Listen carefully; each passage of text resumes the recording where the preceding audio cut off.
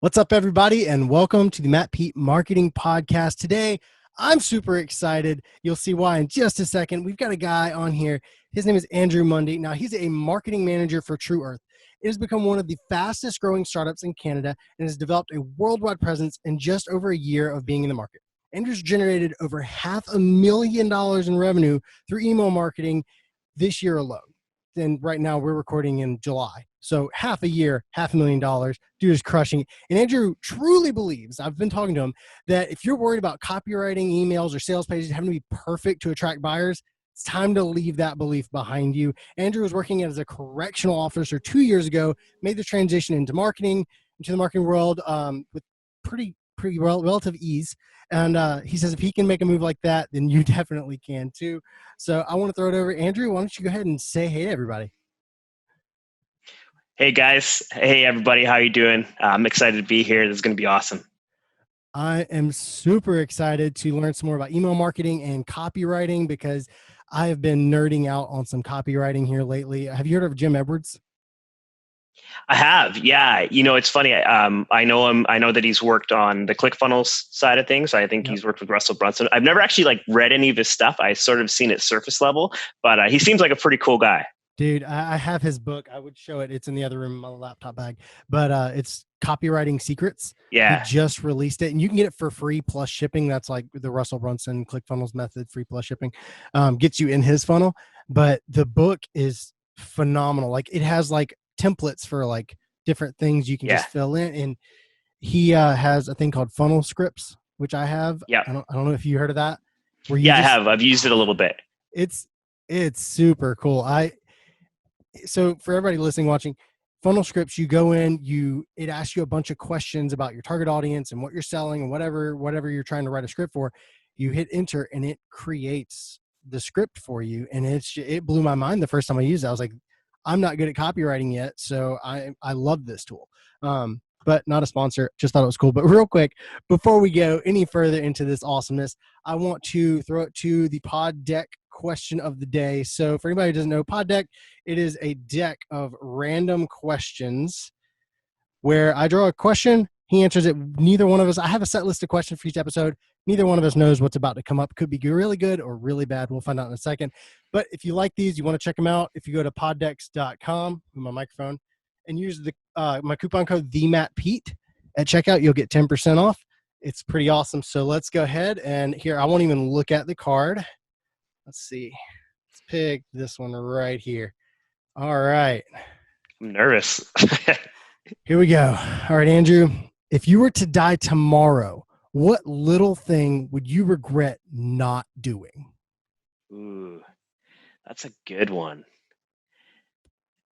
Regret not doing. Oh, I don't know. That's tough. I mean, the first thing that pops into my mind would be like taking my kids on like a trip to Disneyland or something, but because they're 3 and 1. So we haven't even had that opportunity yet. But I would say, that was sort of the first thing that popped in my mind is like some sort of epic trip like that we never got to experience together. That's awesome. And for anybody who knows me, I love Disney. So I don't have kids, but I mean, anytime I can regret going to Disney, I think it's a true statement. Yeah. Yeah. All right. That's cool. I love that. I mean, we get to learn a little bit more about you. So yeah, that's the pod deck question of the day. Again, poddex.com. Those are cool. I love these things. They also have an episode. Yeah, man. Those are cool. Right here. So if anybody out there is like looking to like create a podcast or like a Facebook Live, it's literally a deck of episode. I don't know if you can see, it's really bright. A deck of episode ideas. So they're super cool. He's got like 5 or 6 different kinds of decks. I'm about to buy some more because I really think they're awesome. They should have like a Cards Against Humanity deck. That'd be like awesome. Some sort of combo deck there. That'd be cool. Oh man, that'd be so cool. And well, like the guy who runs these, I ordered him. I saw him like a Facebook ad and ordered him because I was like, that'd be cool. And the dude, it's a 1-man operation, and he is the most communicative person, like entrepreneur ever. Like he sends me an email saying, I received your order, and then another email, like, hey, I just took your cards off the shelf and I'm packaging them up right now. UPS just picked up your order. And it's like, there is not one step in that process that I don't know exactly where my cards are. It was really cool. And that's amazing. Yeah, just a few days he had those things to me. Just for like, if you want to see good if you're selling a physical product and you want to see a good delivery of something, order from him because he'll show you how to do it. I'm gonna have to check that out. So, what would you consider your specialty with marketing, Andrew? Yeah, I mean, I definitely say, the specialty that's kind of been given to me is definitely on the email side. That's sort of the natural progression of where things have sort of gone for me. So definitely, I would say email marketing at this point. That's awesome. I love the idea of email marketing. I have a very small email list. Like as we're recording this, I haven't even launched the podcast yet. I'm still pre-launch. I've got my website up, mattpeet.com, but I've got a couple email capture things on there, like a free editing course for entrepreneurs, share them how to edit video. But I've only got like 28 subscribers, 29 subscribers, but I haven't launched anything yet. Like I put it up and like, well, I'm just going to let this sit here while I, get everything prepared. And like, I wanted to get the website just done and out of the way. So that's been sitting up for a couple months now. And I'm intrigued by email because I had an old podcast back in the day, had about 300 subscribers, but you hear in entrepreneurship, small business, to get like build a list. You need to build a list. The email list, that's where it's at. So I built an email list, and that's right there's where it stopped. I had a list of like 250, 300 people, but I didn't know what to email them. So like I may have emailed them 3 times. I was like, I don't want to bother them. I don't want to mess with them. So like I'm excited to learn some more about email marketing. I know it's super important. I don't have that much experience with it. So that's why I'm excited to have you on here. So what's something that you see people do in their email marketing that makes you cringe, and like the number one thing that you tell people to avoid?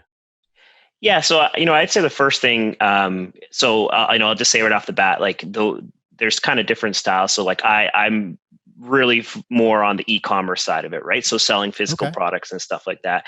But I think that there are principles that kind of relate to all types of, products and services and stuff like that. So, probably the most cringy things I've seen is when when e-commerce companies will send an email and it'll just be like a photo and like a button to go buy the product, right? Like there's not really any copy or any connection to the person that's getting the email. It's almost like you're receiving like a magazine flyer, like, hey, here's our products, like just buy it. So I would say that's probably like the thing that I dislike the most. So I have a company that comes to mind whenever you say that. And I feel like their company model lends itself to that. But now that you say that, it's like, I wonder if they added some content and like some connection. So I didn't want to throw them under the bus, but I feel like it could be good to get your feedback. I'm a camera guy, do video. I've been doing videography for years. So one of the places I buy a lot of my camera gear from is called B&H Photo Video. And I used to order from them a lot, and I was on their email list and everything, but it got to the point where, like you said, I would get emails from them and it would just be like a list of items on their website, which, I mean, if you got, $3,000 sitting around and you randomly get an email that has a drone in it that you've been looking for, I'm sure you might click over to it. But like for me, I just deleted them every time they came through because it was zero content. It was just them like, hey, here's some things in our store. So, I mean, I feel like that's kind of what you're talking to, like just throwing items at people. Yeah. And, I think, I guess if they have like 1 million subscribers on their email list, they probably don't care too much. But having said that, I mean, even just taking that little extra step of being like, hey, why is this product important? Or like, what might customers like about this new product? Like that, even just that little piece, like that's going to be loads different than just like, hey, here's the product, here's the buy button, see you later. That's true. And I feel like if they like went in and segmented out their list and like, hey, this guy who buys from us is really interested in audio gear, this person's really interested in drones, then they could like tailor that content and have a team. It's like, hey, we're writing an email today to all the people who love drones and what's cool about this new drone on the market. That I feel like again, I could be wrong. I just felt like there was no segmentation when I was on their list. It was just everything. Yeah, for sure. No, I agree with you on that. Cool. All right. I love that. So don't just send out an email that just has your product in there. Provide some value. Love that. All right. So if you were starting a business today and you only had $1,000 to market with, how would you spend it to get some more clients? That's a good question. I mean, it would be really dependent on the business model, I guess. So like if we're talking, like, I guess, give me some ideas on that. So would it be an e-commerce business, or would it be more service based? Let's go with your profession. Let's go Ooh, e-commerce. Let's go with your skill yeah. set. Still, I mean, $1,000 would be a bit of a challenge, but I'd probably start with getting a Shopify store up. Something that something that looks clean and crisp. That's really important, is to have at least something that's like that. That looks good. Probably get some good camera foot shots of the product, right? Something that again, like something that would just make that product like stand out and look good. And then, from there, I mean, still we're talking $1,000. You know what? I mean, testing Facebook ads with $1,000 would be tough. But you'd probably, if you don't have an audience that you're marketing to already, you're going to have to hit the pavement, right? So, you'd have to, maybe start spending a little bit of money on Facebook ads just to test. But I mean, I still think probably the best route to go would be to start looking at, blogs, getting on blogs to promote your products, or even, starting to get in contact with influencers through Instagram and stuff like that, who would be able to promote your products for free, just in exchange for the product. So, probably, I think the short end of it would be like, maybe spend, $500 on your product so you could give it out to people to start kind of spreading the awareness around it.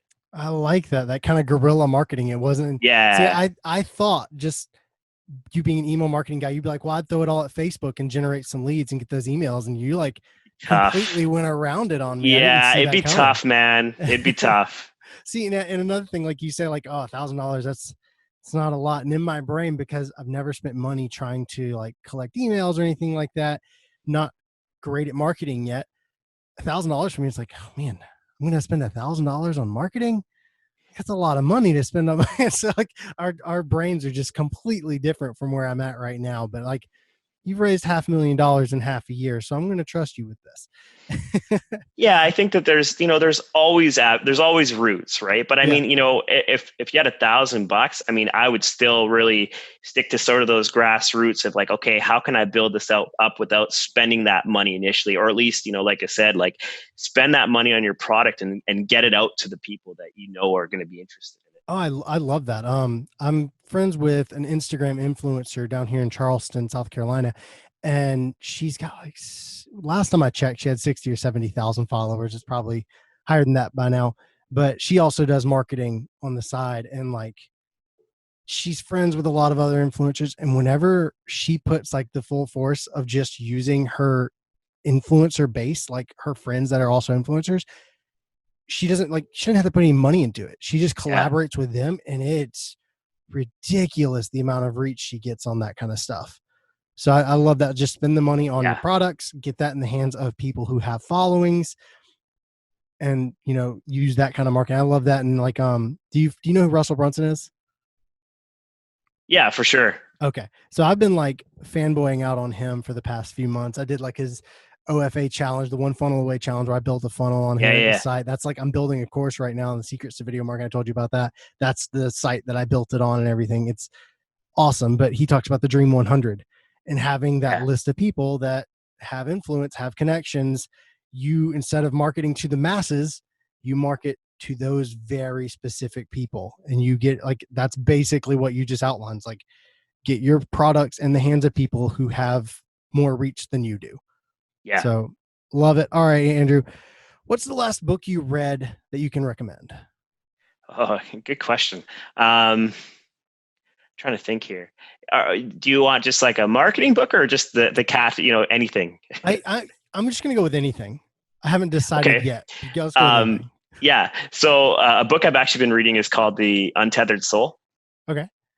Totally not a marketing book, but it's from an author named Michael Singer, and it's actually a really good personal development book, just around this idea of staying neutral, and I think it's so important in the marketing world too, of just not getting attached to sort of like the outcome of what you're doing, right? So for example, like if I'm sending an email, if I'm so attached to like, I have to make a sale, I have to make a sale, I have to make a sale, well, then that's going to sort of like come out how you write the email, how you market it, right?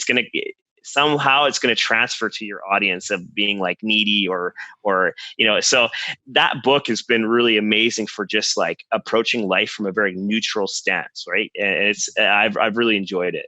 So You said that's called The Untethered Soul? yeah.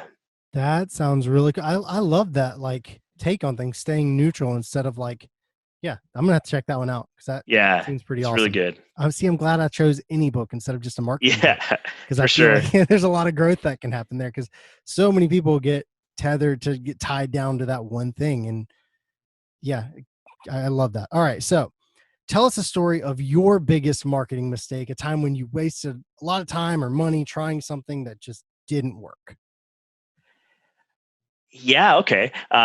So last year we had launched a fitness, like, because we have a bunch of different brands, right? So Mhm. obviously Tru Earth is the biggest brand, but one of the brands that we had launched was a fitness membership with one of our, basically like a JV partner. And we did 2 launches of it. The first launch went pretty well. And then there were some elements sort of tied to that, though, in the actual marketing, where like there was more of a face-to-face connection. So like when somebody came through and were interested, there was sort of more of a personal touch, not like a human touch to it, right? But it was also a lot of hours, right, put into it. So like, yes, there was a payoff, but also it required more of our hours of it, right? So that was sort of test 1. And then test 2, we basically marketed it so it went to a landing page, right? So there was no personal connection on it. It was just like, hey, here's our fitness membership. If you're interested, sign up on this landing page. And it completely bombed. So I think we got like maybe 1 or 2 signups. So I'd say that was probably the toughest one I've had so far. Yeah, I interviewed a guy. I talked about it before the podcast here, Max Sadek, who does Facebook ads and everything. Yeah. And that was one of the things he talked about, like sending people straight to like a sign up page or a booking page or whatever it was. And I've made that mistake a lot. So like when I used to do a lot of weddings, videography for weddings, I was selling a high ticket item, anywhere from $2,000 to $5,000. And because I didn't know what I was doing, running ads and marketing everything, I literally just did exactly what you said not to do.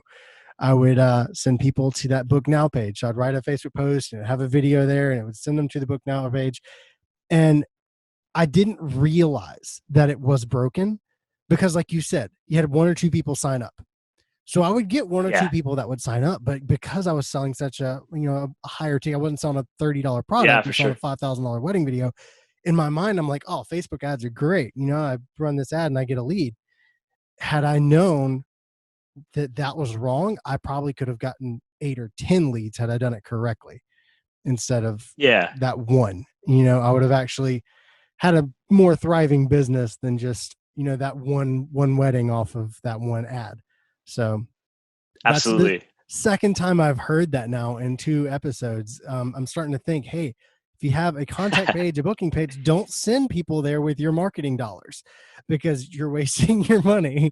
So what would you suggest? What's the best thing you've found to send people to instead of like that marketing page or that Book Now page? I mean, a contact page.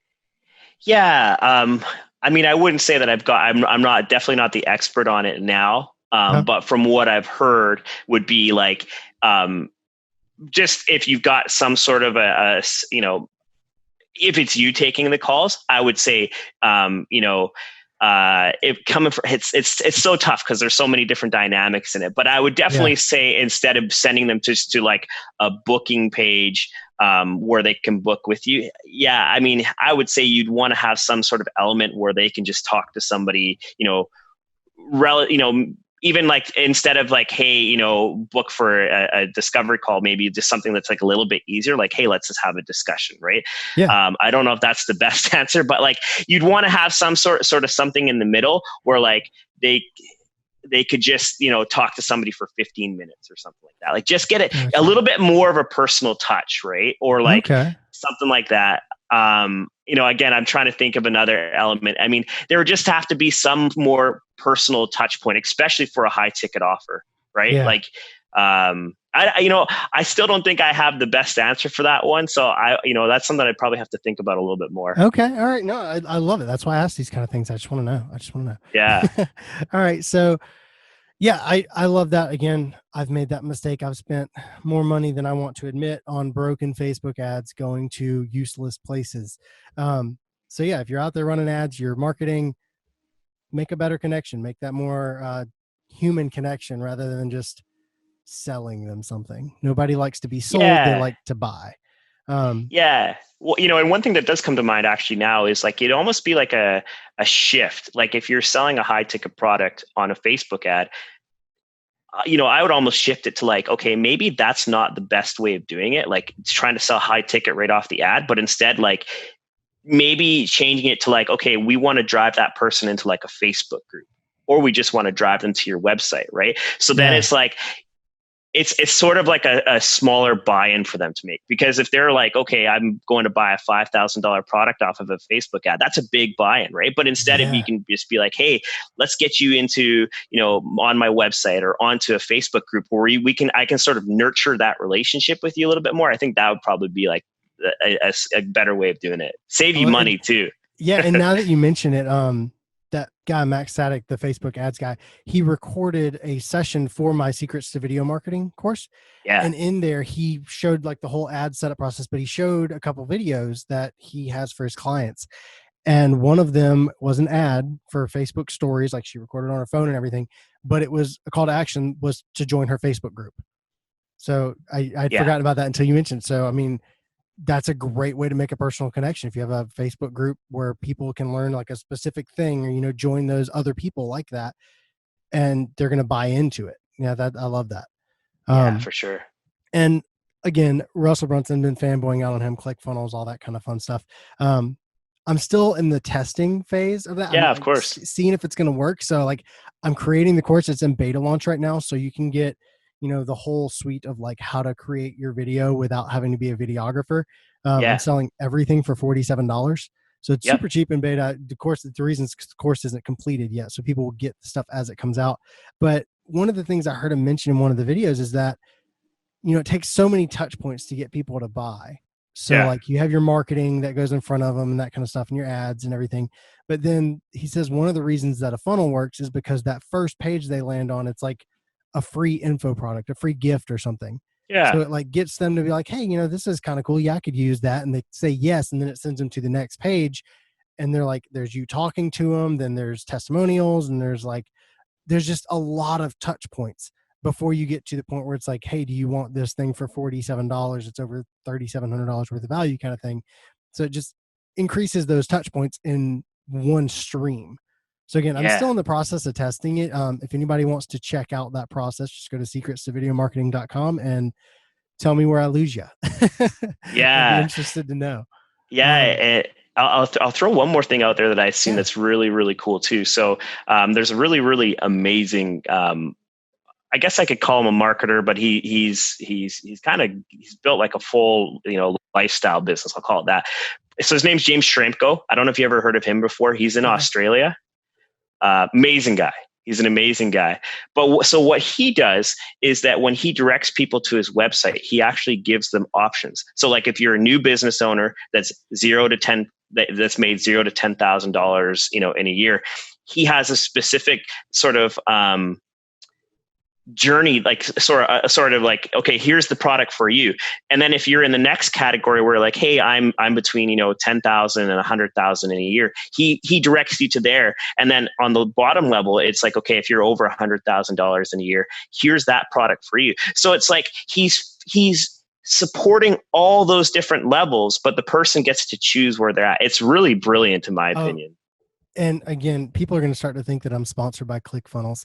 I don't make that much money. But I was watching one of their marketing videos. They have this thing called Funnel Fridays where him and Jim Edwards go in and they fix people's funnels. And they did that. They built a funnel that like, it was a guy who had like how to make six figures essentially being a handyman, like services around based on people's houses. So like roofing, plumbing, electricity.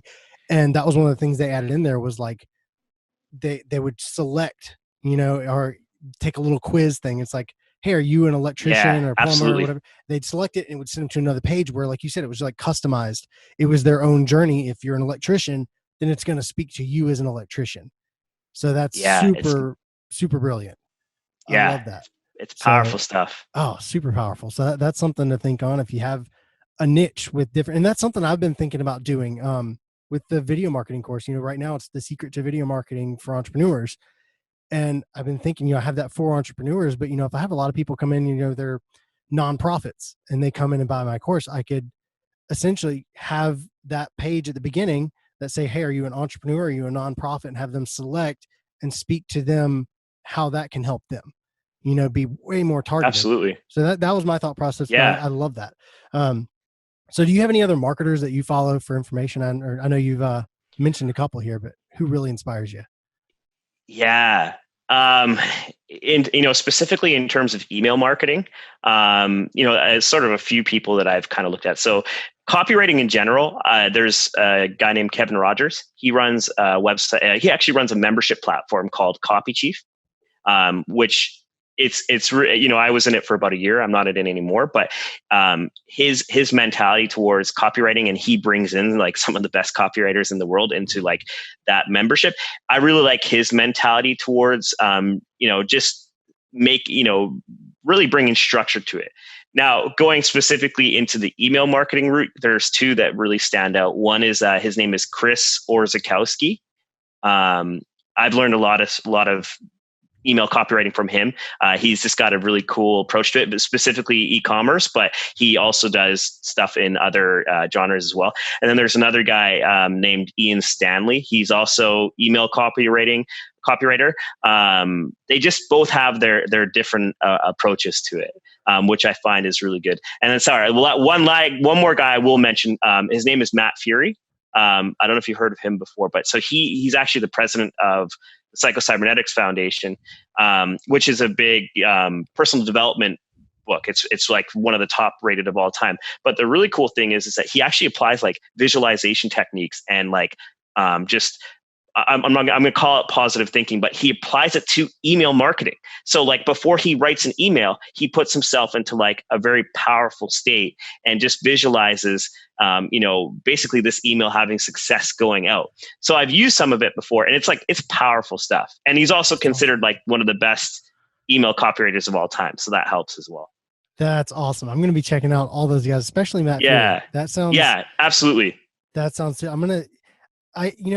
I'll let you know a little secret. One of the reasons I asked this question is because I love learning about marketing. So I want to follow more people, but I also secretly want to have a lot more people like yourself on the podcast. Yeah. And I figure if I have somebody as awesome as you on here and you tell me these are the people that you're following, like I'm going to reach out to them, see if I could get them. Cause I mean, if you're following and you're doing this well, like I'd love to have those guys on, that'll be super cool. But yeah, I'm definitely going to check that out. That's super amazing. Awesome. Yeah. All right. So what's your favorite marketing tool? That's a good question.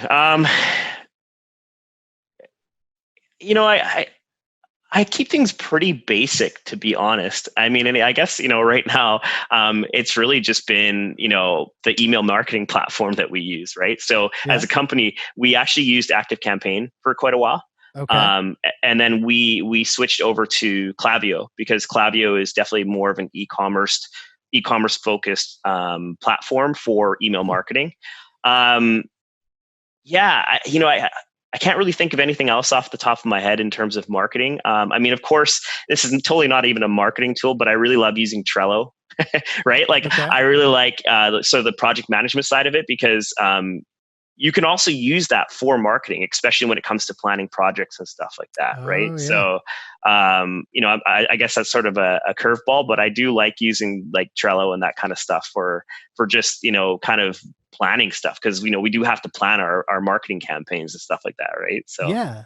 So I was hoping you would go this route with it because I know you're in the Facebook groups online, but like any kind of podcaster group or any kind of group I'm in that does online entrepreneurship, one question they always ask is what email marketing tool are you using? So many people out there use MailChimp. I am not a fan of MailChimp. I've been there, done that, did not like it, ended up switching away. I'm with ConvertKit right now. Have you ever used them? Yeah. I haven't used it, but I have heard good things about it. So, I mean, I really like it. There's a couple things that I wish they'd change. Just things like, in order for me, and this is going to get a little techie here for anybody who doesn't do email marketing, but like in order to create like a form, so like Yeah. a lead, like I have one for my website, and it's just like a general sign up for my header, and I'll have that there to put people in that list. I have to create like a fill outable form, like with an Yeah. email and everything, and then I can just, I wish there was a way to just create this segmentation without having to create a full form, Mm. because I don't use ConvertKit to like integrate into the website. I don't use their forms, but I have to Yeah. create a form in order for me to create that segment, if that makes sense. At least that's the only Yeah, way for I've sure. found to do it. And I honestly, I've been hearing a ton of people talking about Active Campaign lately. So for you to mention that Yeah. one, it kind of gives it some weight for me. I might have to go over there and check them out, because I feel like that's like every other answer I'm getting right now is Active Campaign. Yeah, So, I and think and the I've never biggest heard thing of that Klaviyo. I've oh yeah, go for it. I Sorry. was just saying I haven't heard of Klaviyo yet. I'll have to check that one out. But like you said, Yeah. that's more like e-commerce based. Yeah, a little bit more. I mean, like there's certain nice features, like when I go into Klaviyo, like so say I have an automation setup, like say I have an abandoned cart automation. So when I go into the automation, first of all, it's that top-down perspective, which I do know is in ConvertKit, which is huge. Mailchimp doesn't have that for some reason, which is Yep. silly. But so in Active Campaign, I can actually look at the email right in the automation, and it shows me how much revenue that one email has generated. Right. Oh, So that's cool. it's really hands-on. I don't have to go into Google Analytics. I can see it right there in front of me, which I couldn't do on Active Campaign as well. So that's like one of the Huh. perks, right? Because right away, you're like, hey, I know how much money this email is generating, right? So then when I, say I'm looking at an automation and I'm like, this email needs to be tweaked, I can do that right there. Like I have that info right there because it's the revenue's right in front of me. Yeah, because we're in the group Total Life Freedom together, and I've seen you Yeah. post in there a couple times that how much like each email has generated you. I'm pretty sure that's where I Yeah. saw it, but like I didn't know how you Yeah. were tracking that. That's really cool Yeah. to know that there's a tool out there that can track how much you make per email. That's brilliant. I love that. So, Yeah. all right, Yeah. cool. All right. For So, sure. if you could go back to when you first started your marketing journey 2 years ago, give yourself one piece of advice, what would it be? Yeah, absolutely. The first thing that popped into my mind. So, when you start out doing marketing and copywriting, one of the unfortunate things is like you're around, you pick up books. Like say you pick up a book from Russell Brunson or like who else can I think of? I mean, okay, like for example, for me, like Great Leads by Michael Masterson, right? Hmm. So Michael Masterson is like I don't know his exact position. I think he started American Writers and Artists Inc., which is like it's called AWAI. It's basically like the pinnacle of like copywriting back in like the 90s, we'll call it, right? So anyways, the point I'm making is that what you're doing is like you're reading copywriting and sales and marketing from guys that are like high level, right? And so now what you do is like you're like, okay, like I'm ready to go. I want to write, some copy and go sell products. But then you're like, but these guys are so good and I'm new. Like, how am I going to do this? Right. And so you almost don't value how like the knowledge you have. Like in my opinion, a person that's studying sales and marketing and is actively like learning how to like sell products and stuff like that, you're going to be like loads ahead already than just the standard person out there, right? But after you have seen what Russell Brunson and Michael Masterson have done, you almost get like shell shock. You're just like, oh, they're so good. I can't compete to that. So now I'm just no good at this. Right. So, how I feel about it is that like, if I would have just gone back and just been like, hey man, just just be willing to just be flexible and test things out and keep trying things and just almost like fall in love with the process. Like don't get so caught up in the results for sure. I love that. I love that. And, you know, again, to throw it back to Russell Brunson, I need to find somebody else to follow. Um, he actually mentioned he released a book recently called Traffic Secrets, and I listened to the podcast. He created a podcast based around that book during its launch, which is super brilliant. But in one of the episodes, he was talking about how to use social media, and in Yeah. there, he kind of touched on that. He said, right now, if you go on any platform and you type in Russell Brunson, you'll find my stuff. He's like, when I first started out and it was, me and a small team, he's like, I didn't do that. He's like, I didn't have the team. He's like, I have a team of 400 people now. Of course, I can be on every platform because I have people there to set that stuff up for me and make that happen. So I think, like you said, that's super important to realize, like, where you're at now. If you're sitting there studying marketing and if you're listening to this podcast, listening to Andrew talk about email marketing and copywriting, you're way ahead of a lot of people out there who are running businesses competing with you, who aren't looking at how to grow their business with marketing. So I think that's super important to know that the things you've learned here, take one thing, whether it was somebody to follow, a book to read, go and check out Active Campaign, whatever it is that we've talked about in this podcast, you're already that many steps ahead of the competition right now, just based on this one podcast interview. That's awesome. I love Absolutely. that, Andrew. So that wraps up the interview portion. I want people to follow you. I want people to be able to see what you're doing, keep up with you and everything. So where's the best place right now for people to find you? Yeah, for sure. So, I'd say at this point, I'm mainly on Facebook. So I'm pretty easygoing. I just have a personal profile on there. So if you want to connect, just add me as a friend. I'd be happy to connect with people from there. And then, yeah, I have a website as well that's going to be coming out soon. It's just under andrewmundy.com. So it'll be pretty easy to find. And you can get more information on me there and connect with me there as well. Perfect. All right, everybody. So when this podcast goes live, there is a chance that andrewmundy.com will be up, and you should go over there and check that out. Other than that, add him on Facebook, type in Andrew Mundy. That's AndrewMundy. Andrew, it was absolutely amazing to have you on, man. I really appreciate you taking the time to come in here. Tell us all a little bit more about email marketing and copywriting. And for everybody else out there who is looking to get started growing your business, just remember, marketing matters.